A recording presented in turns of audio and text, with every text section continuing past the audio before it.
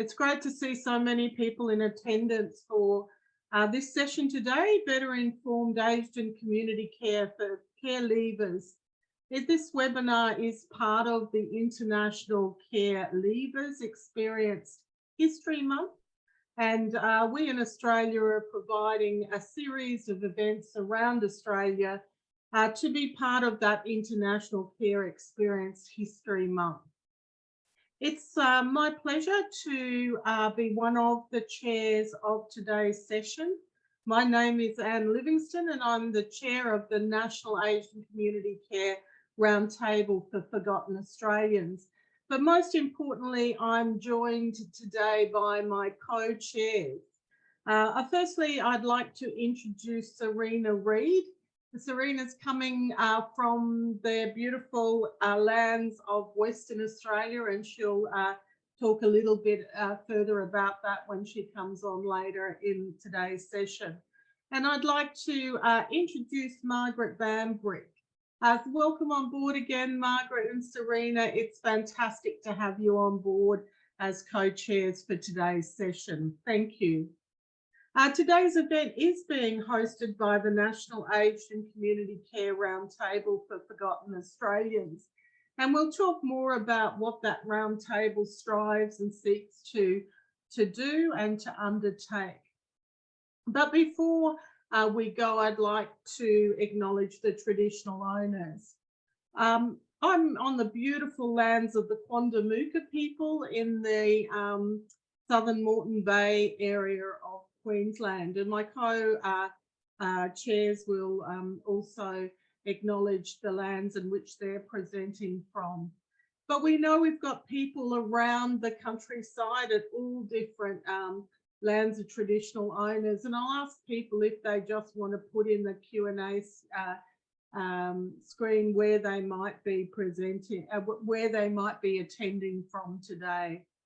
I'd like to, on behalf of Serena and Margaret and the Roundtable, respectfully acknowledge the traditional owners of the land in which we're holding this event today and pay respects to their elders past, present and indeed emerging.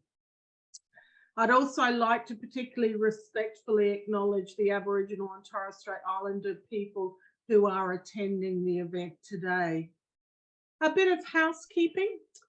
Before we commence today, we are all virtual attendees across Australia via a Zoom link. Many of you are very aware of the machinations and the setup of Zoom, but just to remind you that for this event, all your microphones have been muted for the purposes of recording and event coordination. If you wish to ask a question, we'd love you to ask those questions.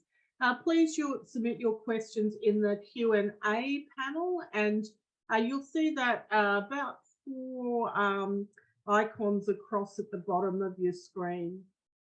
If you have any technical inquiries or need for support, Georgie in the background can take your needs for support, and please submit them in the chat pane for the events team to respond to.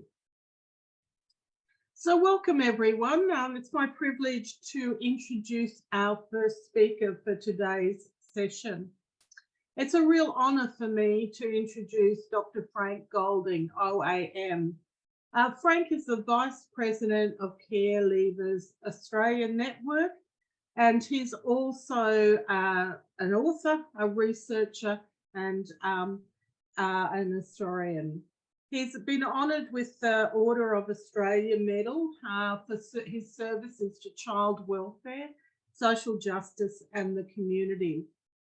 Dr. Golding has authored a wide range of book chapters and journal articles, including a memoir, An Orphan's Escape, Memories of a Lost Childhood, which describes his own childhood and the circumstances of his dislocation from his family. It's a great honour to introduce Dr. Frank Golding for the first presentation today. Thank you, Frank. Hello, everyone. Thanks for tuning in. I'm sorry for not being here in person, but greetings from England. Over the past decade or two, I've been researching and advocating on care leaver issues, witnessing and participating in the emergence of activism among older care leavers. My PhD thesis, titled Care Leavers Recovering Voice and Agency Through Counter-Narratives, focused especially on rights of access to personal records, the ways care leavers are wresting control of their history by producing compelling public testimony of childhood experiences, challenging conventional self-congratulatory histories by publishing their own accounts, and gaining vindication and validation through redress and support services. So you might expect that when it comes to aged care, I take the same approach today. My theme today can be summarised this way: language matters, knowledge matters, rights matter, identity matters. All four are connected.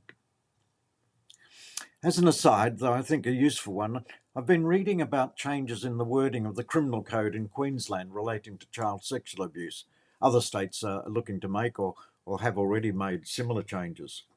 Henceforth, no longer do Queensland police charge child abuse perpetrators with maintaining a sexual relationship with a child. That's replaced by repeated sexual conduct with a child. The idea of a child having a sexual relationship with an abuser has always been offensive to victims and survivors because the word relationship implies some kind of willingness on the part of the child. While the change is for the better, it might have been even better if, instead of repeated sexual conduct with a child, the wording was more like repeated sexual violence against a child.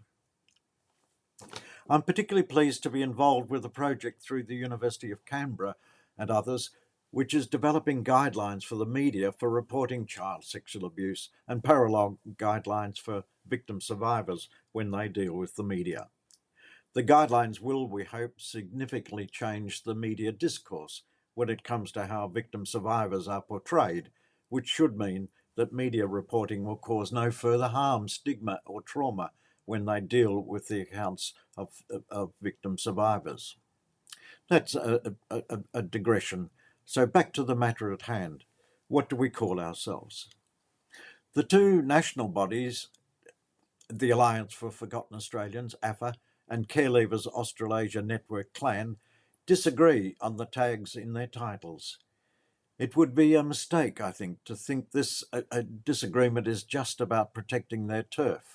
Language matters. As you know, the term Forgotten Australians was first introduced by the Senate Committee in 2004 as the title of its report, subtitled A Report on Australians Who Experienced Institutional or Out-of-Home Care as Children. The committee used the term care leaver throughout their 410-page report, and it's notable that not one person who gave evidence to the committee used the term Forgotten Australians. So why did the committee choose that title? Several reasons seem obvious. The committee pointed out that in their evidence, care leavers chose to use a number of labels for themselves, including ex-residents, former residents, homies, wardies, and foster kids. There are more. Some said some of these terms were offensive. Others said they were positive, and still others said the terms were neutral. No matter what tag they preferred, many described their unshakable feeling of abandonment, of feeling deserted. The report referred to children being, quote, hidden in institutions and forgotten by society, unquote, both while they were in institutions and again after being released to the outside world. These people, the report said, quote, have been the forgotten Australians until now, end of quote. Please note the final two words of that quotation in the discussion that comes, until now. That tag, Forgotten Australians, remains important for many who use it. It denotes a consciously shared or common experience of institutions, a collective sentiment of belonging. The label produced a sense of us who survived united against them, that is, those authorities, states, churches and charities that ran children's institutions. Reservations about the label Forgotten Australians began to emerge after the national apology in 2009. One group, in fact, then labelled itself Remembered Australians. Labels can change how people understand themselves and how they are understood and treated by others. Much depends on the interpretation of the label. Some survivors regard the adjective forgotten as a weak summary of what they experienced as children. The label forgotten misrepresents the problem. It frames the problem in a relatively benign directions and deflects attention away from the more damaging features of the experience, which are physical and sexual abuse, emotional humiliation, exploitation, neglect of health and education, lack of love and affection, the fracturing of families. On that last point, there are many of us who were told all our childhood that their parents had abandoned us, shoved us in a home, and forgot all about us. Then we find late in life that we were lied to as children. Many of us find in our records evidence that our parents repeatedly tried to have us return to them, their request rejected time and time again. In many cases, parents were actively discouraged or even forbidden to visit their children. In the 1960s, more than half the cases in Victoria where parents wanted their state ward children returned to them were rejected. In 60% of cases in the 1960s in Victoria, brothers and sisters were separated by being placed in separate institutions, sometimes in different parts of the state, making it very hard for impoverished parents to visit all their children. In many instances, family life was never regained, and we might remind ourselves that if we were forgotten when we were in institutions, it was not by our parents. In my own case, on the various occasions when public apologies have been issued to care leavers of forgotten Australians, I've always thought it was my parents, especially my mother, who were owed an apology because the state stripped them of their right and privilege of ever being parents. On a more practical note, apart from insiders like us, the term forgotten Australians also fails what we call the pub test. People who are not in the know just don't recognise the brand.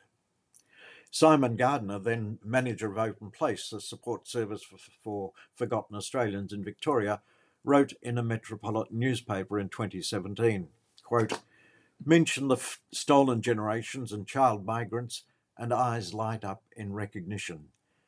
No such light shines for the forgotten Australians." End of quote. Simon's observation is supported by research. For example, Coram and Associates in South Australia found that, quote, "For stakeholders from housing and aged care sector organisations, the term forgotten Australians generally had little meaning." And I see evidence of the same problem in aged care and the National Redress Scheme. One problem is that we have competitors, past and present and probably future competitors. They use the adjective as an emotional shorthand to spruik their causes. Bob Menzies used the term forgotten people as a political campaign slogan back in the 1940s. David Hill in 2007 used forgotten children in the title of his book on child migrants. And the Australian Human Rights Commission used the same forgotten children in its 2014 report on children in immigration detention. I get regular Google alerts using the search term forgotten Australians, and hardly a week goes by without being sent examples of the diverse and competing use of the term. My eyes light up, to use Simon's term, but more often than not, the news item is about another group of Australians calling itself forgotten. The final report of the Royal Commission into Child Sexual Abuse had a comparable discussion about the terms of victims and survivors. The Commission recognised that some people prefer survivor when they are sharing their story of accessing support because of the resilience and empowerment associated with the word survivor. When you think about it, does the term forgotten carry unfortunate overtones of victimhood? That brings me back to that two-word sentence that followed the first time the 2004 Senate report mentioned forgotten Australians, the words "until now." I draw your attention to the sustained advocacy and lobbying since the report was tabled in the Australian Parliament. While there's still much to do, much has been achieved. Here's a list that came to my mind.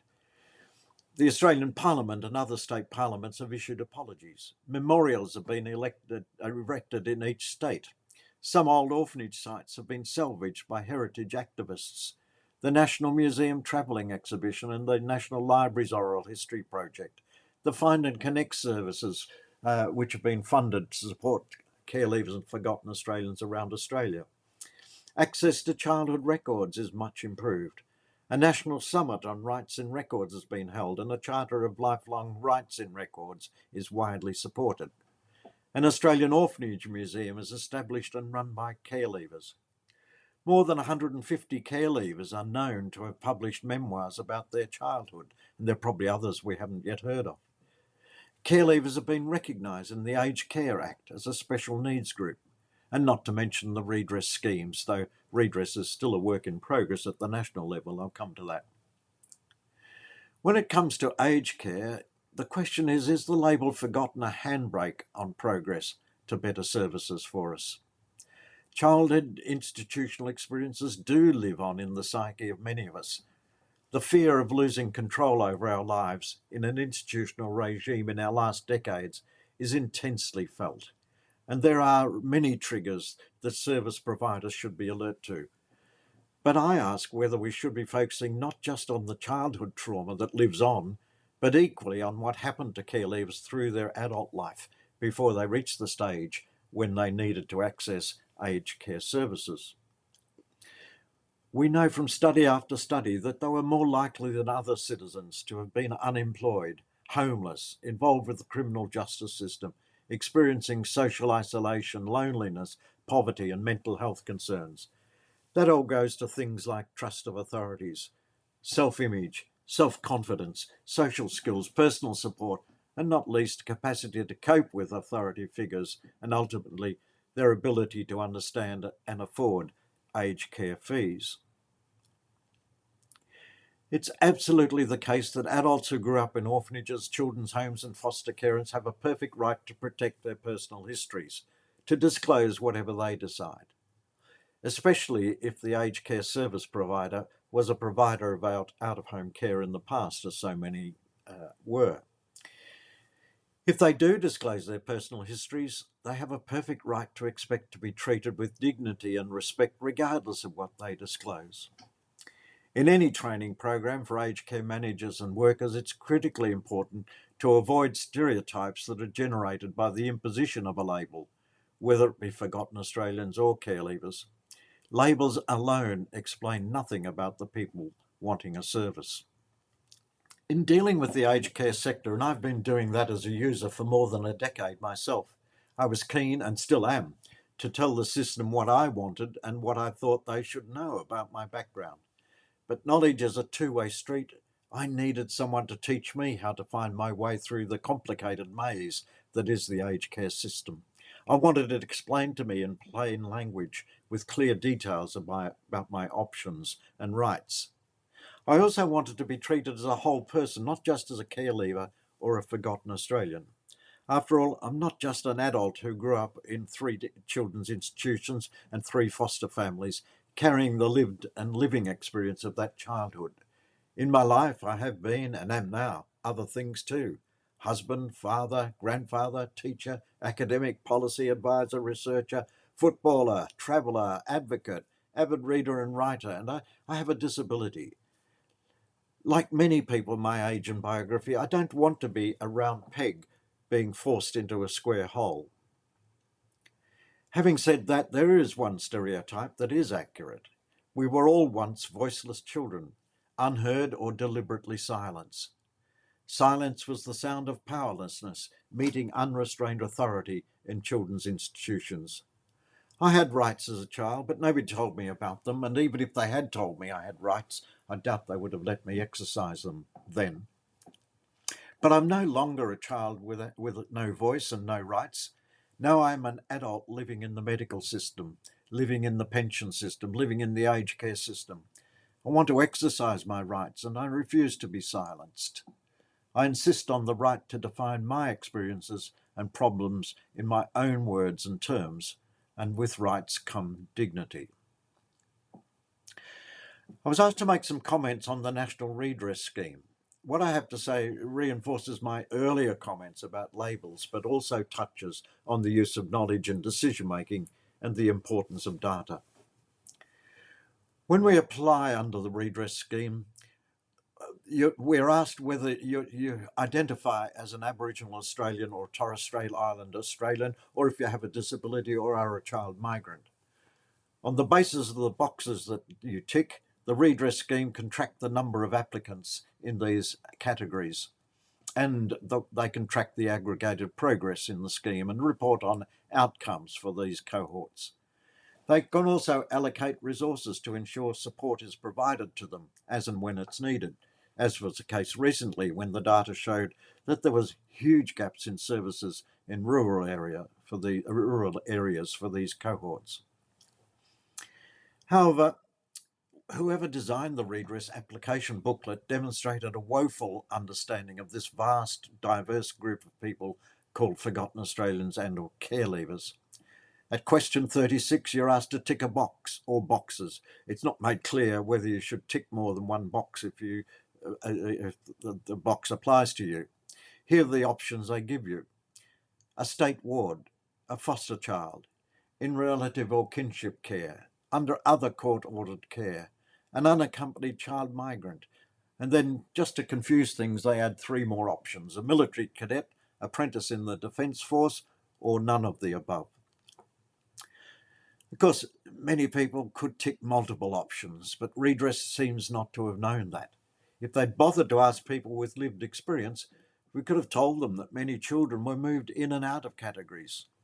In many cases also, they wouldn't know their legal status at the time or why they were placed in care. Some were placed voluntarily by their parents.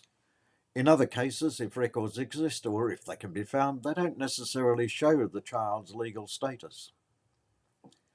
So, as a result of poor data collection, the redress scheme has a very shaky grasp on how the cohort is tracking through the scheme. Are they doing as well as those who grew up with their families and were abused in schools, churches, sporting clubs, etc.? Are their redress payments higher or lower? Do their applications take longer to process? What sort of support would help in making their applications? How many start an application but find it too traumatic to complete? How many are rejected as ineligible? The scheme can't tell us the answers to any of those questions. Improvements that might be made are mere speculation based on anecdotes felt in the seat of someone's pants. We also know that many applicants were re-traumatised by the processes used by the redress scheme. And this is partly because the so-called independent decision makers don't know enough about the history, the lived and living experience of the people they're dealing with. They're inconsistent, for example. Some applicants who submit details of having virginity tests while in the care of the various child welfare departments are awarded the highest amounts of redress payments. Others with the same experience are told virginity testing is not sexual abuse. It depends on how well or poorly each decision maker understands the way in which many young girls were inducted into care. The redress scheme claims to adhere to the axiom, do no further harm, but it is harming people. We have made multiple submissions to the redress scheme and to inquiries to get the labels, definitions and data gathering processes right and to better train the decision makers, but to little avail yet. Is the aged care sector more sensitive and knowledgeable than the National Redress Scheme when it comes to using evidence and co-design as the basis of its services? There's also the matter of personal records. We've been very unhappy with the way redress is making, using, keeping and sharing records. We know that access to historical childhood records and their contents and uses have been a minefield for care leavers. We've fought a long battle to win back our rights in childhood records generally and have learned to talk back to these records that are inaccurate and misleading. The lesson from that sorry history should be that if redress is making, using and archiving records, the person subject to the records has a right to know who's recording what and why and to what use these records are being put. Above all, the person about whom records are being made has a right to participate in the process of making those personal records. No more secret dossiers, no more gratuitous insults, no more inaccuracies, no more unrelenting casting of the person as a bundle of problems with few or no positive attributes. What's happening within the aged care sector with records? Could I substitute aged care for redress in what I've just said? New records obviously are being made, used, stored and shared in aged care. In that regard, then, there are questions to be asked about rights in records. Let me say a final word about labels. Do I have any suggestions about terminology that might be used by people in this situation? I'm not being timid in suggesting there's no common title that everyone will agree to. It might be useful to think about this at two levels, the individual and the general. At the individual level, it's important, as I said, not to label people in ways they are uncomfortable with. We should be guided by the people themselves on a personal basis. What would they like to be called? On a personal level, I'm happy to say, if asked, that I'm a person who grew up in orphanages, children's homes and foster care. That's me, part of my identity. That's me exercising my right in my own language. People seem to understand what I mean, but I chose who I disclose that to. At the general level, talking about the large cohort, I suggested that a preferred term would need to be simple and descriptive, not just a term for the insiders.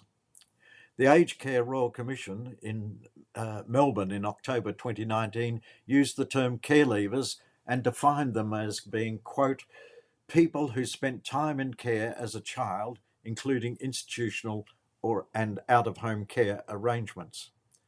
We could do worse than refer to the cohort as people who grew up in out-of-home care. This is a term which is in common use and understood in government and non-government sectors alike. Many of us adopt the convention of using inverted commas around care, the word care, or a capital C, care, to indicate a sense of consciousness, irony, or misgiving. And thank you very much for listening to me. Thank you, Frank. This is a great presentation covering a number of key issues. I'm going to ask Margaret to come on board now. I'd like to thank Dr. Golding for his presentation, and I would also like to acknowledge the traditional owners of the land that I'm on today, which are the lands of the Turrbal, Jagera, Yugurabal and Yagara people, and pay my respect to their elders past, present and emerging. I'm going to introduce Professor Elizabeth Fernandez, and who's our next speaker. Elizabeth is a professor of social work at the School of Social Science at the Faculty of Arts, Design and Architecture and the University of New South Wales, Sydney. Elizabeth's teaching and research for over 4 decades are in the areas of child abuse, trauma, family violence, care and protection, and field-based learning and supervision. She was also the chief investigator of the long-term outcomes for Forgotten Australians study. Welcome, Professor Fernandez, to today's event. Please take it away with your presentation. Thank you. Good day, everyone. I would like to start by acknowledging the Aboriginal nations as the first people of Australia. I thank them for their custodianship of the land and pay my respects to elders past and present. I would also like to thank Anne and the organizers of this webinar for inviting this research presentation. My presentation is essentially focused on the well-known LOFA study, which was a study led by the University of New South Wales and aimed to capture the lived experience in care and the aftercare of adult care leavers. It was looking at their present circumstances and needs, the problems and challenges that they face, their strengths, their achievements, and the kind of professional support that they would like to have in order to be able to maintain their resilience and competence in the face of the kinds of trauma that they experience. The study essentially, as I mentioned before, is focused on exploring the patterns and experiences and life trajectories of the care leavers. And it was an independent, next slide, independent study conducted by University of New South Wales and supported by an Australian Research Council grant. It involved a collaboration with University of Chicago, University of York, and 6 community partners: the Alliance for Forgotten Australias, Relationships Australia, Catholic Care, Diocese of Broken Bay, Micah Projects, and the Association of Child Welfare Agencies, and Berry Street. So a bit about the methodology. Those who participated included individuals who were in care during the period 1930 to 1980, and there were 3 cohorts: the Forgotten Australians, the child migrants, and the members of the stolen generation. The average age of participants was 62, and the youngest was about 28, and the oldest 100. The method involved a multi-method approach, including a survey which was completed by 669 participants, individual personal interviews by 92 participants, and special informants who were interviewed 15. There were 20 focus groups involving 77 research participants. In terms of the gender breakdown, 57% were female, 43% male. And as I said before, the mean age was 61.5. Forgotten Australians who participated were 82% of the sample. Migrants were 11% of the sample, and Indigenous people were 6.6% of the sample.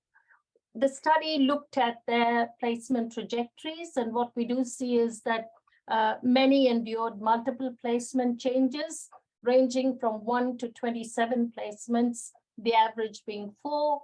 The age at leaving care was about 15 years. We also asked them about their overall satisfaction with their care experience, and 76% answered that they were very dissatisfied or dissatisfied. And the small number who expressed satisfaction expressed it in varying levels of satisfaction. We did look at their educational experience, and what we do see here, I guess, is that the average leaving school age was 15. About 19% obtained a high school certificate, 24% an intermediate school certificate, and 57% didn't obtain any certification at all.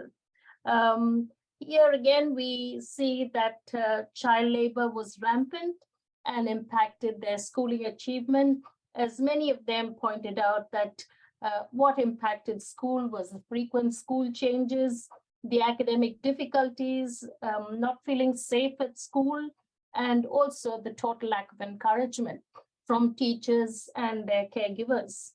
So about 82% had in fact undertaken some form of child labor during their time in care. Sadly, abuse and maltreatment was quite widespread during their time in care, and this occurred not only in the institutions, but also in foster homes, and by various people, staff, teachers, workers, gardeners, older children, visitors, and religious. And in this figure that you see on the screen, I have presented the different types of abuse, but also broken down by those who perpetrated the abuse, which included adults as well as peers. So about 96% reported that they experienced some form of maltreatment while they were in care. And the most prevalent was by adults, emotional abuse, 87%, and verbal abuse, as well as witnessing violence in the care institutions. And the most relevant abuse mentioned was by peers tended to be bullying, physical as well as sexual abuse. Sexual abuse was widespread.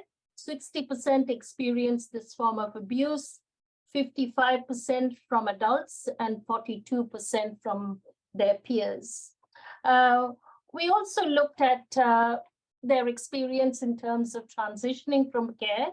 And as I pointed out earlier, at the time of leaving care, the average age was 15. Only 37% had a job at the time, 51% that said that they were not prepared at all for living independently at the time. And they reported a range of difficulties, especially the lack of support. 35% didn't receive any help, and 49% reported that they didn't have anyone at all that they could call on at the time of leaving care. Many described the process of leaving care as basically being shown the door and didn't experience, and some of them even experienced spells of homelessness during that time. So we see in some of the qualitative data in the next slide that they had a strong sense of apprehension and betrayal arising particularly because of the premature conferral of adult status at the age of 15 and having to leave care. We explored their post-care outcomes in relation to education, work, and mental health. Some pursued training and education after leaving care. Despite not having formal schooling, 26% obtained trade qualifications. And in terms of achieving higher degrees after leaving care, we see that 34% obtained some kind of certificate or diploma, 7% a bachelor's degree, 8% a master's degree or diploma, and 1% a PhD. Most remarkably, 12% of this group did so without a school certificate when they left care. In terms of employment, the majority, as I pointed out, were older care leavers and therefore not in the labor force. But even among the younger care leavers, and we're speaking of those who were below 60, only 40% were in full-time work and 21% had part-time work. The other thing we looked at is material hardships, and we used a standardized measure that could compare their experience of these hardships listed here with the general population. And the care leaver group is represented in the red slide, the red band, and blue for the general population. So again, if you look at a couple of those hardships, we see that in terms of going without meals due to shortage of money or not having heating, we see the major difference between the care leavers and the general population in those bands. Physical and mental health. An area of very great concern, of course, was their physical and mental health. Many experienced a high level of disability. And I guess the seriousness of their mental health difficulties is evident from an analysis that we did using the K10 psychological distress measure, which is a standardized measure that enabled us to compare their level of mental health distress with the rest of the population. So if you look at these bands, we see, for example, that compared to the community sample, we see a higher percentage of care leavers reporting very high levels of stress, 38% in the purple. We also see that if you use another kind of comparison, the the levels of stress that this particular cohort was experiencing was 8 times greater than the general population measured by the HILDA survey, and 14 times greater measured by the National Mental Health Survey of Young People and Adults. So this gives us some indication of the extent of mental health challenges that this cohort reported when we interviewed them. Now, while participants have spoken of their feelings of betrayal, the vulnerability, the disconnection they had from their families, they also spoke about their positive constructions of surviving trauma of the care experience, and they elaborated on their emotional strengths, their psychological endurance, and also in general their resilience. So we analyzed the data further to look at what might have differentiated those who experienced a higher level of resilience than others. And what we do find is, first of all, the definition we're using of resilience is the ability to be able to adapt to adversity and trauma, tragedy in course of time. And the research on resilience has identified a number of sources of resilience, such as having an education, having a high school qualification, having paid employment, and also supportive relationships with adults and other peers. So we conducted a 2-step cluster analysis to identify 2 groups of care leaver participants, those who displayed a higher degree of resilience and those who showed less resilience. So in this study, resilience is operationalized as achieving positive adult outcomes in 3 areas: the income, hardships, educational level, and mental health. Those were the main areas that we focused on to look at their socioeconomic and mental health outcomes. Okay, as I said, we identified 2 clusters: the more resilient group, 40%, and the less resilient group, 60%. And the more resilient group, the blue bars, had higher incomes, and they reported no financial hardships. They also had lower scores on that K10 psychological distress measure. Males were more likely to be in the higher resilience group, and also the more resilient care leavers tended to be the older care leavers. The 2 groups were compared also in terms of their in-care experience and their transition from care, in order to understand the relationship between that transition process and experiencing resilience. I won't go into this qualitative data except to say that many of them are alluding to their personal strength, their survivor pride.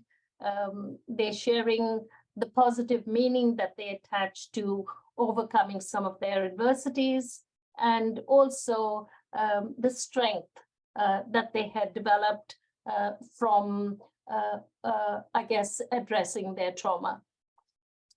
The slides will be available, so you might be able to look at it later on.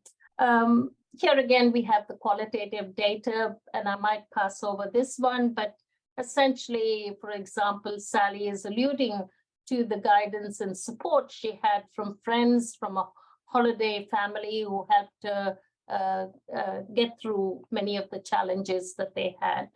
In terms of transition, we see a number of factors that were implicated in their transitional experience. For example, the level of preparedness at the time of leaving care was significantly associated with resilient outcomes. for both groups.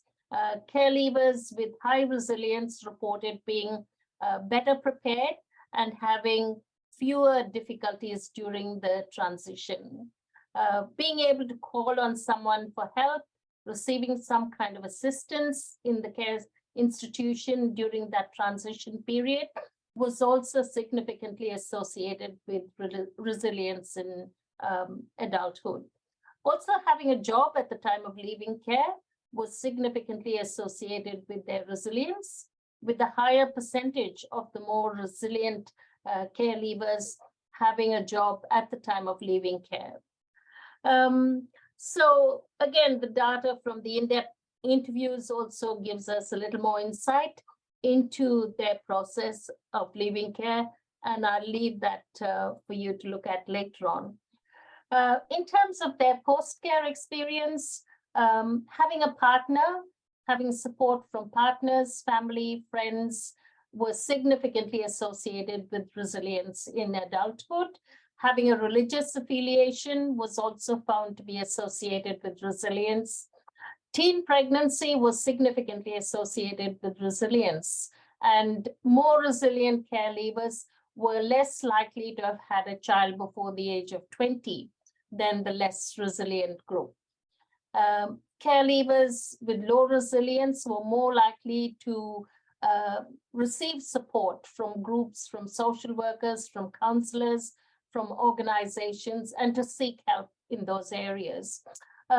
The low resilience group also tended to report that government inquiries and apologies helped them to come to terms with their difficulties. They appreciated the fact that these inquiries were held and gave them a voice. Overall, care leavers with socioeconomic and psychological difficulties were more likely to be actively involved in organizations and services for care leavers, according to the research. Research participants referred to very supportive relationships of their partners and some of their social networks, which were protective factors against some of the negative outcomes. And others again spoke of the survivalist, self-reliant identities that they had developed over time. So we do see their strength and resilience represented through a level of emotional autonomy and using the past trauma, I guess, to fuel their sense of self-reliance and self-protection and developing coping skills in these situations. So in terms of what are the implications, what are the directions, I'd like to call on the needs as they were prioritized by the care leavers themselves. First of all, appropriate aged care. Many of them emphasize home-based care, and a lot of fears were expressed about anticipating care in aged care homes. So there was strong emphasis on being looked after at home and supported at home. Secondly, access to services, particularly healthcare services, and being recognized and treated as a special needs group. And of course, redress and compensation was also high on the agenda.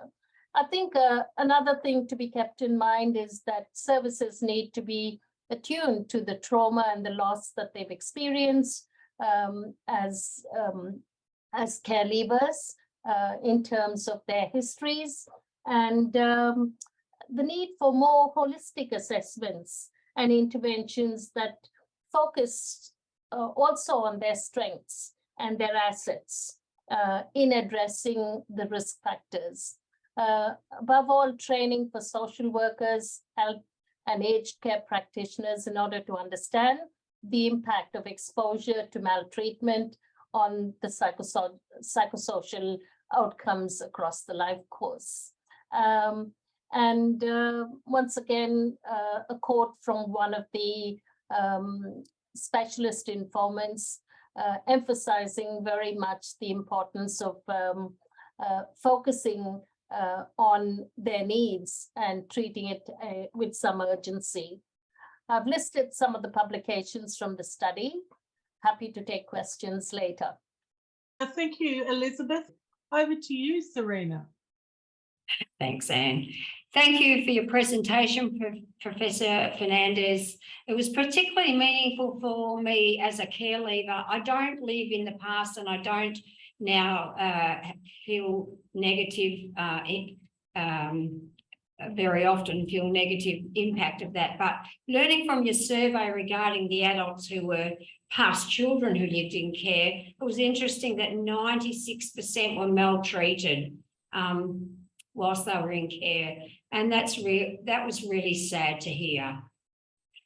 Thank you very much. Excellent speaking. Thank you. Thank you, Sabina. I now have the pleasure of introducing you to Karen Walsh, who is a leading Australian social justice advocate. Karen's the CEO and founder of MICA Projects, the umbrella body for Lotus Place in Brisbane. Had the pleasure to go there. It's an awesome place. Lotus is a sister service to Tuart Place, and we've been pleased to collaborate on projects such as the Aged Care Navigation Pilot Program, and now both services have got their own Aged Care Finder service as a result. So well done, everyone. Karen was made a member of the Order of Australia in 2017 for her services to the community, supporting people with mental health issues, the homeless, and social welfare of children. Karen was named as a Queensland Great in 2021, an honour. Welcome, Karen. Good afternoon, everybody. I'm sorry I'm not there in person to speak, but I hope that our attempts to record this will meet the needs of the presentation. Firstly, I'd like to acknowledge the traditional owners of the land on which I am and the Jaguar and Turrbal people, elders past, present, and those emerging, any Indigenous people who are in the audience, and also all forgotten Australians who have shared so many of the injustices around institutional care over the years, and who we hope for the future there will not be the same repeated mistakes of the past. The question about why is aged care, appropriate aged and community care needed for forgotten Australians is, first of all, a question I'd just like to say that aged care for everybody that is appropriate, that is in line with what we expect of standards to meet the needs of anyone in the population is critical. And the Aged Care Royal Commission demonstrated just how much our system has failed to provide the diversity, the safety, the inclusion of people who need aged care. And instead, there has been, as many of you as children know, experiences of criminal behaviour that's been unreported, that's been covered up, and that has done more harm than good. So aged care, like child protection in your childhood, is one of those institutions that, unless it's created to do good and it has failed the test of doing good and done more harm. Your journey as forgotten Australians has been to correct that injustice that has happened across so many decades, and you've been very powerful voices in getting change to happen, although it's not always been to the satisfaction of everybody or to even the satisfaction of the society. But as aged care is now under the spotlight, the issue for forgotten Australians is that their childhood is going to be repeated, and that all of the stories that have come out about aged care have been very triggering and have had people really concerned for their future and fear for any hint of going into an institution. We know that so much of aged care is provided in the community, but this is also a concern because the balance of power with professionals versus anyone who's a client in a human service organisation is something that has been well documented in so many reports. So therefore, there needs to be a lot of vigilance to how we create a system that is going to meet everybody's needs for dignity, for safety, for a just response when mistakes are made, where your voice will be heard when you speak up, where you'll be included in being asked what you need and what you want from the services that provide for you, is so critical to not re-traumatise and trigger the past that you had as a childhood. We know that forgotten Australians are many and varied, and we have wonderful examples of forgotten Australians who have been high achievers in their community, who have been very successful. And we have examples of others who have been left behind. We know that around 20 to 25% of people who live on the streets have had a history of being in the child protection system, whether that was historically in institutions, in out-of-home care, or in foster care today, or residential settings, or because of inaction that hasn't been taken when family life was failing for children and young people. So we need to make sure that any aged care into the future is going to be inclusive and respectful of the histories and lived experience that those who need aged care services bring. Therefore, we need diverse organisations who will respond appropriate to the really different needs that people have. We know that often poverty and trauma impacts on people's life in a way where chronic disease becomes more premature. So people are often younger and ageing. They have chronic diseases that are a threat to their life at a younger age than the normal population or the average person in the population. People don't have a home. Many forgotten Australians are also caught up in today's housing crisis, where for many, many years they've been able to afford the rent in a private arrangement, which is now changing because of the conditions of the market and the capital gain that people can make by selling properties. And therefore the rents go up and people do not have the income or reserves to cope with those rentals going up. We know that for many people, they are also homeowners. So everyone is in a very different position to each other, and the aged care system needs to reflect and understand that. We know that the institutional care is of particular concern for forgotten Australians who lived in orphanages. So it is really important that aged care providers really take to themselves the responsibility to learn how responding to people in an institutional setting today can be done in a way that is safe and that respects the trauma experiences that people have had, by understanding that some people's reactions and behaviour will be because of what's happening as triggering of the past, and not to be seen simply as people who are non-compliant and difficult. We need people to have a trauma lens to make sure the environments that people are in are nurturing environments, not triggering environments, that they have access to being able to be outdoors, that they can have access to community participation, that they get the proper medical care. And for many of you, not understanding your medical history, even within your family, remains to be a challenge as you age. And so it's important that healthcare professionals and aged care professionals understand that you need to be fully informed about your health conditions and that they don't take control. And if there is a situation where there has to be some control, that control is done in a way that you are always given the opportunity to know about it and to respond about what your needs and wishes are. We don't want to see an aged care system replicate or treat you like children when you're not children. You're mature adults who have lived lives that are reflected of a lot of diverse experiences, and you are capable of listening to what might need to happen and give your point of view about what that care should look like. I think it's really important that people, the aged care sector, hear that we need a diverse aged care sector that is not just faith-based, because so many people have had experiences of where the churches of all denominations who were entrusted to protect them as children when they had come from hardship or abuse and neglect didn't do that trust was betrayed, and the community continues to be shocked at the extent of that betrayal of trust, and that it's something that we really need to not replicate in an aged care system as it changes.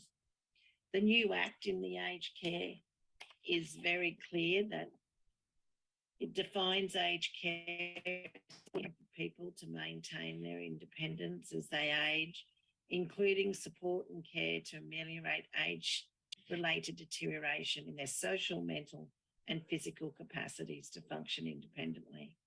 And B, that it supports, including respite, for informal carers of people aged care. The objects of the Act are to provide a system of aged care based on a universal right to high quality, safe and timely support and care, to assist older people to live an active, self-determined and meaningful life, and ensure that older people receive high quality care in a safe and caring environment for dignified living in old age. So we know that the rest of it's too much to read, but the Act does go on to make sure that people have protection and that their rights are advanced. But we know that these things can go wrong if people aren't watching and listening. And there are mechanisms for the aged care system to be accountable. But also, critically for you, is the right to complain and seek corrective action, including if criminal behaviour occurs, and that people are accountable for that criminal behaviour through the criminal justice system. So your right to speak up, to say what you experience, to have corrective action when something has gone wrong is something that is so critical to having a robust and healthy aged care sector. For many people, you could be living in your own home or in social housing or in rented accommodation, and it is as critical that the aged care providers assist you to maintain that environment as a safe environment, and that you're not limited to just being in your home, but also have access to being able to go outside your home into the community to participate. And that's something that you need to be consulted on so that you're doing what you want to do and not what an aged care support worker might want to do. I think that there are clear things right throughout the Act that are about the things that you have advocated you wished you had as a child, that there would be exercising of choice, there would be the right to complain, there would be accountability, that people would be acknowledged, respected, and that relationships with each other and with their community and with their family are relationships that are based on and acknowledged on respect, but also respect if you do not want to have those connections with people because of past experiences. For many people, we know that the premature aging is something that also the system needs to look at. If you're aging and you can't access aged care services, then we know that across Australia there are thousands of forgotten Australians who need similar services, and we need the service system run by the states or the Commonwealth to really consider how interim support can be provided when aging is happening prematurely. We need, as the future unfolds, to continue truth-telling of what the past has been for you and what your hope for the future and your care is. You need to remember and hold on to how much you've grown in your own self-advocacy as forgotten Australians, knowing that you can speak about your personal experiences and be believed, and know that your challenging of the system has resulted in some changes that have occurred. As adults, you have spoken up and you continue to speak up. And as you receive aged care services, know that you have the right to speak up about how those services are delivered to you, what your experience is, and what you need if something needs to change. All providers need to know why you have a lifelong history of childhood trauma and how that childhood trauma impacts on you as an adult today, and not treat you like a child, but understand the institutional care that went wrong for you as children, where both neglect, abuse, and criminal activity occurred that has affected the outcomes and the quality of your life and your family's life right through your life. And I think that that's something that providers need to take responsibility for, and not expect people who are receiving care to have to always provide that explanation as to why their behaviour or certain things may happen that really trigger a response. They need to make sure their staff are educated on the past, why it's important to give people shared power in the human service, sort of relationship that you have with support workers, and that you are absolutely safe to make complaints.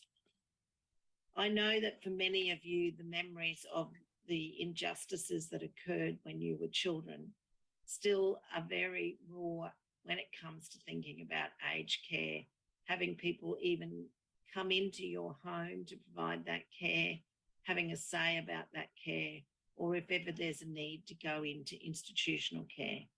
But I think you need to hold on to the fact that you've been vindicated, that as children you were not to blame, that the system was wrong and the system did the injustice and the harm, and that whilst there's never been true accountability for that for everyone, it has been known and noted on public record that these things occurred. I remember the days when people thought it was a psychotic illness, that people were making up stories about abuse in childhood institutions and by the churches, because no one in the church would ever do that to a child. You have enabled that change to happen across Australia and internationally. And I think that you can continue to speak up when you are in aged care, when things go wrong. But we hope that aged care will be at a standard and a quality that you will not need to be speaking up about injustice, but speaking up about improvements and the kind of care that you want and that you believe each other needs. You always have the right to speak up for corrective action, and institutions need to accept the accountability and responsibility that comes with listening and giving you access to the people who make decisions about how care is provided.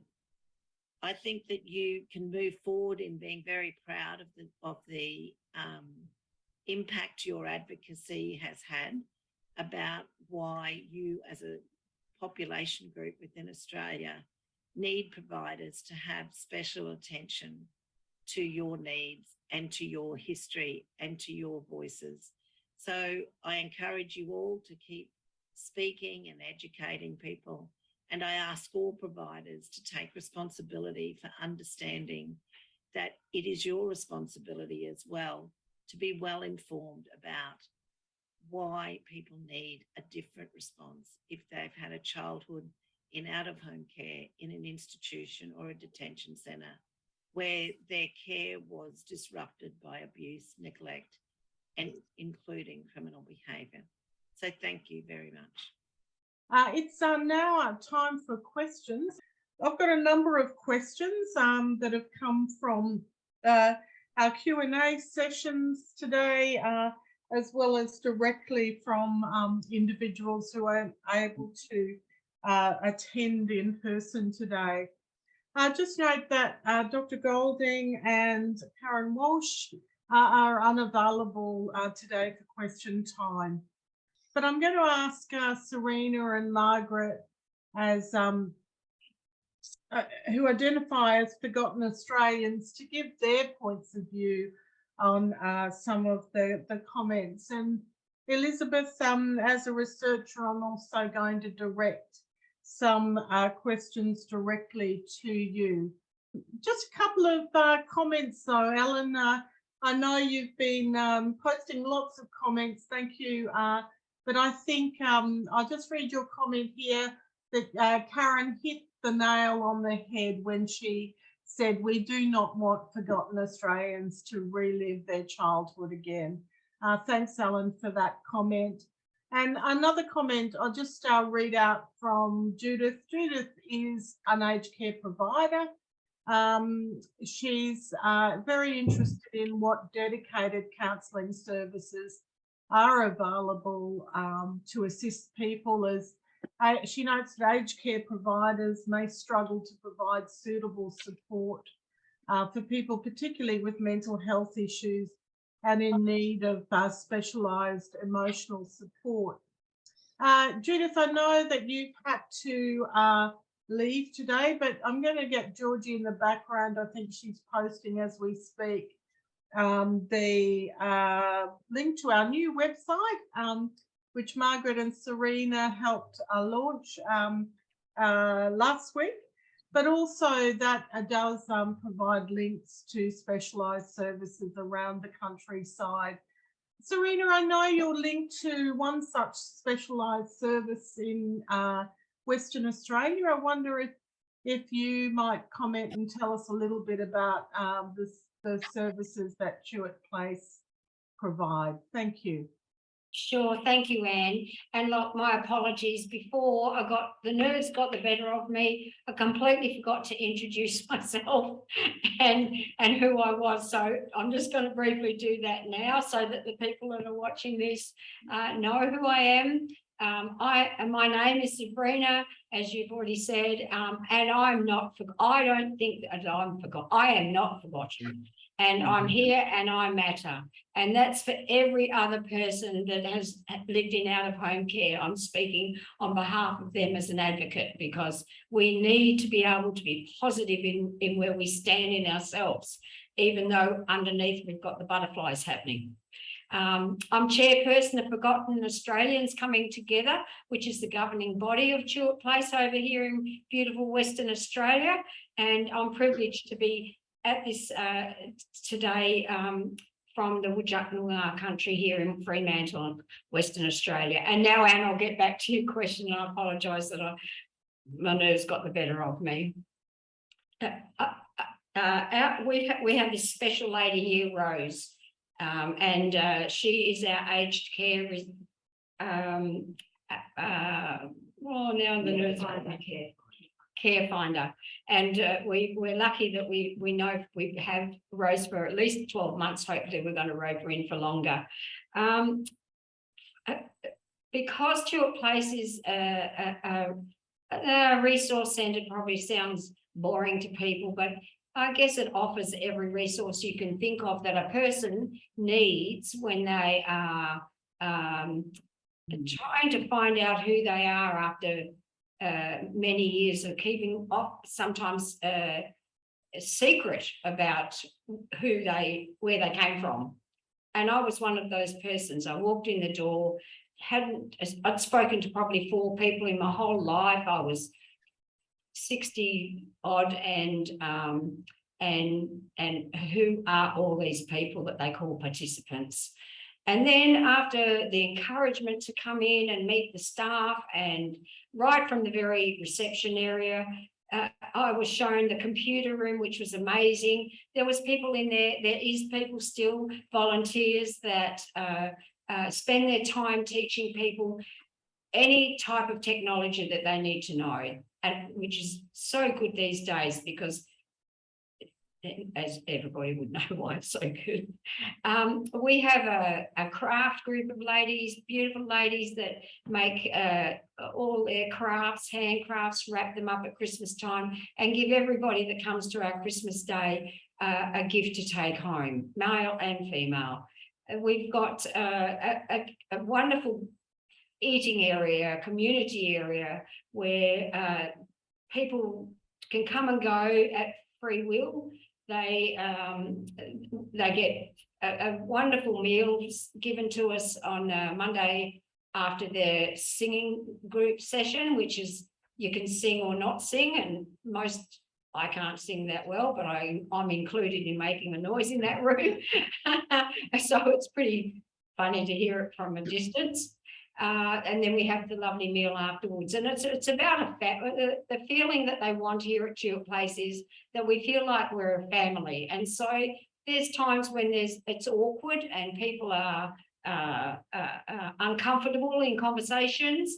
However, that happens in everyday families. And so it gets to see with our participants, myself included, that some of these conversations or disagreements and very happy times of birthday celebrations, etc., is all normal that they may never have experienced.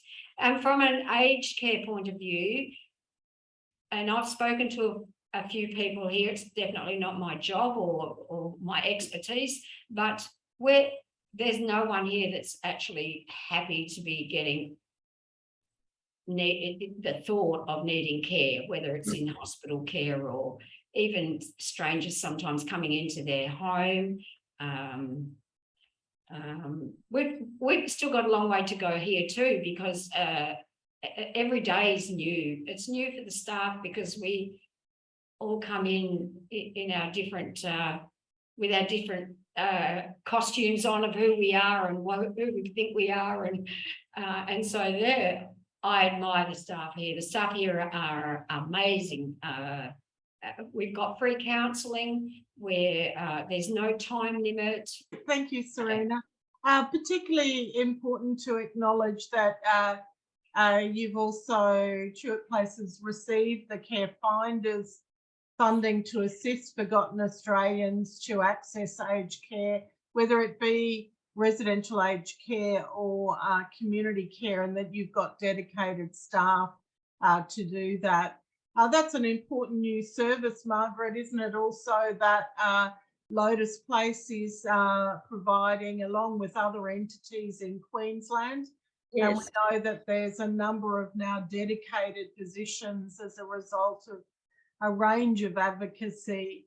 Margaret, I know that you're in receipt of a community aged care package, and that it's important, I believe, for you to be in control of that package. Did you want to comment on the sorts of support that specialised services are providing, not only you, but maybe your aged care provider to fully understand the needs of those that have been in out-of-home care or institutional care as children?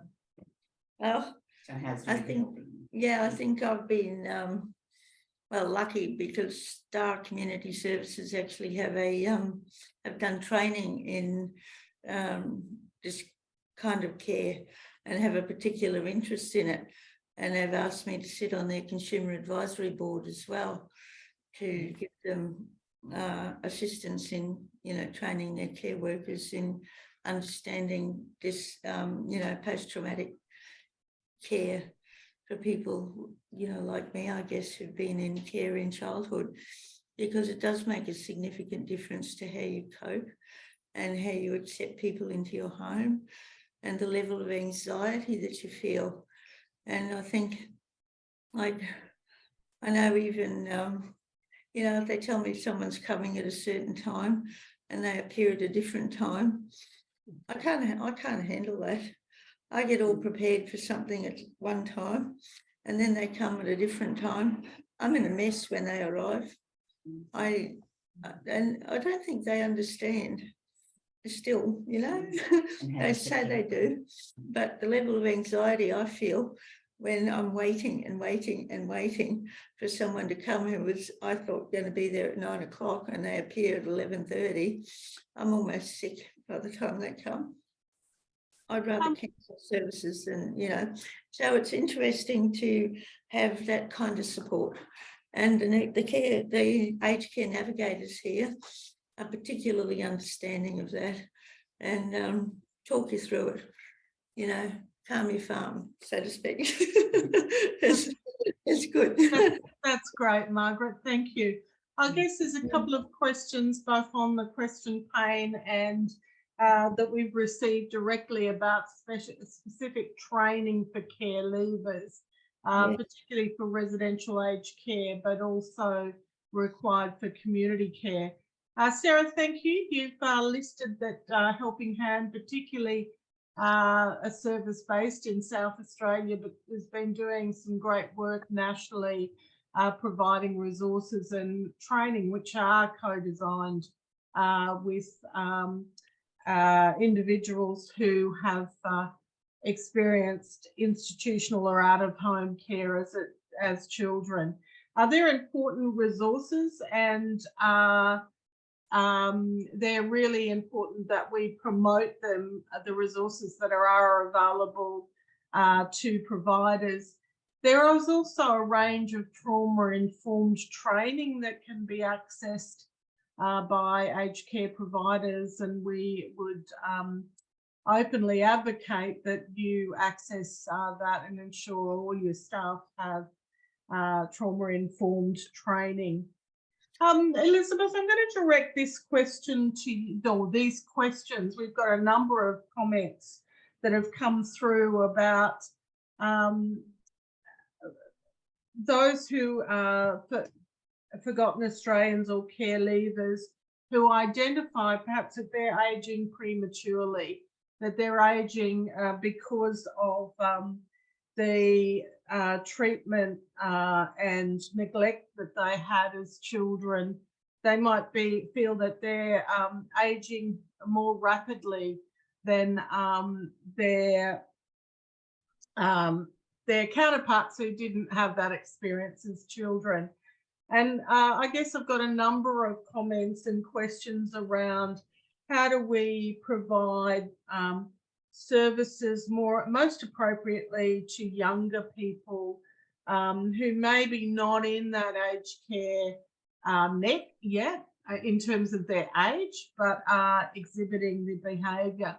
I guess, did you want to comment about the need for research in that area, what's around, but also perhaps what your views are on the need of better support? Thank you, Elizabeth. Yeah. On the first question, the first commentary about aging prematurely, yes, that did come up in the research study. And many of the respondents talked about the fact that first of all, that they were kind of, forced to grow up too early, having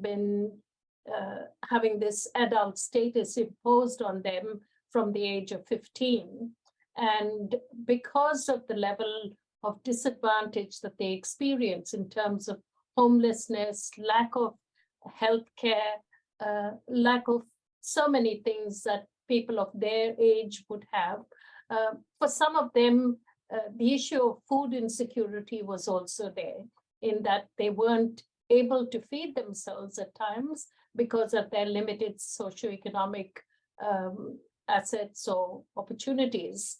And I think that has all contributed to the fact that they have aged prematurely, and they have had to shoulder a high level of responsibility with very limited supports. There's also, I guess, the issue of the mental health outcomes, the level of stress and tension arising from, I guess, the aftermath of maltreatment and the different types of abuse has certainly had its impact also on the aging process. So that did come out in the study, and many did talk about it. Before I forget, I want to acknowledge Toward Place and a couple of other agencies that were very supportive of the research and facilitated many care leavers to actually take part in the study, to have to host focus groups and so on. So thank you, Serena. Getting back to the next question about younger care leavers, in our report, we made very strong recommendations that the younger set of care leavers and the younger people in care right now should not have to experience the system failures that resulted in the outcomes that the forgotten Australians have experienced. Though there has been a lot of legislative reform and so on, we still see studies that have been put out internationally and even in Australia that attest to current care leavers experiencing similar disadvantages in terms of education and in terms of health outcomes, especially mental health outcomes. So I don't think, I don't think there has been the level of change that you would expect. And I think we need to shine a light on this group of young people who are leaving care and young people who are still in care and who experience, not optimum levels of care. There's certainly deficits. Some fare better than others. It's useful, I think, to see the legislation that enables young people to stay in care until the age of 21. The cohorts that we interviewed were leaving care at the age of 15. And then later it went up to 18. And now it's encouraging to see that there is some reform in Victoria, and I think in New South Wales as well, where the leaving care age has been extended to 21. But nevertheless, quality of care has to be improved, and young people have to be better supported and better equipped to go out into the workforce and to also deal with mental health issues that come from basically being separated from their families.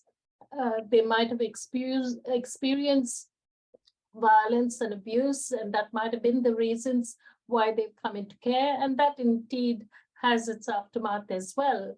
But there's very little that is done in care to even support them with the necessary counseling and direct service to address some of those concerns. Once they're brought into care, I think the focus has been just on safety, and very little is done to actually work with them on the issues that have brought them into care and which continue to plague them later on. Certainly that is an important agenda item. Thank you, Elizabeth. I think Dr. Golding alluded to the need for the aged care sector to use the evidence that we do have now about how to provide more effective and responsive services. But he also commented that there's a need to really highly co-design these new services with forgotten Australians themselves. I don't think anyone on today's panel would disagree with that. But I guess the comment is, how can we ensure that we take every opportunity or advocate for every opportunity for that co-design to be present? Anyone got any comments or want to make any comments?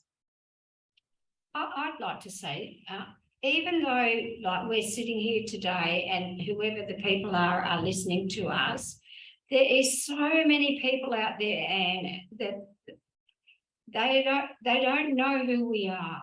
They don't want to hear it. And I get that. Like we, as we're growing up in life, our preferences of what we want to know is determined on our age, really, or our lifestyle, and so if I say to someone, and I've tried it, but like I'm a forgotten Australian, we have an awesome team here at your place that will look after me if I need care as an aged person, and they'll go, what would you go there for? Like, or it's the same as going to Lotus Place, like, why would you go there? We're hitting people. We're definitely people. There's a lot more people that know about the aged, or definitely the aged care section, but our particular a group of people that are in the aged care section, and a lot of them are well into the aged care section. But there's the younger generation and that they can't think old, because we didn't think old. I don't think people thought old when you're 21 and 30 and 40 and 50 even, and suddenly you're at an age where you're like, oh, I can't quite do what I did. I can't think how I thought I need help. Well, that's admitting that you're getting old and need help. That's like in itself is a subject, isn't it? Yeah, so I mean, this is awesome today. Don't get me wrong at all. But how do we get, well, the people that are in the universities now, they have these subjects. And so now they're starting to open up our words, yours and mine, in out-of-home care words. But the majorities, I feel, still don't have a connection to it. So it is on many levels, isn't it? And many different messages and many generations that we need to target. I'm just conscious of the time now. We are going to shortly run out of time. I just wondered, Margaret, I'll just throw to you, is there any last comments you'd like to make in terms of improving aged care for you and for others like you? To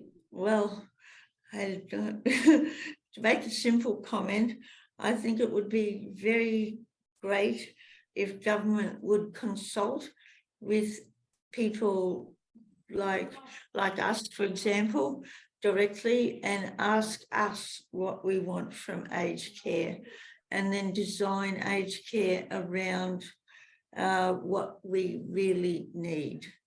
Because I think they have theories and they design programs that don't fit.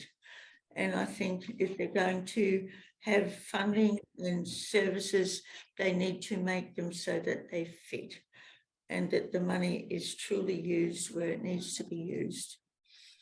Thank you, Margaret. Great comments there. I guess that is the work that we're trying to do through the National Roundtable. And we brought that together in a sense of organising the website and trying to collect those variety of sources of information in one place for aged care providers. We are out of time today. This is just the first in a long dialogue around this issue. This was an activity, as I mentioned earlier, of the International Care Experience Month. Firstly coordinated internationally via Who Cares Scotland, but now has become quite an international month through the month of April.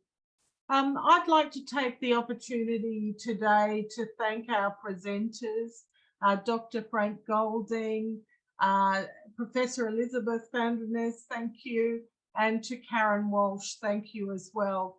But importantly, I'd also like to thank my co-chairs, Serena Reid and Margaret Bambridge. Thank you both for being involved in today's and being passionate advocates for change and for better quality aged and community care for forgotten Australians.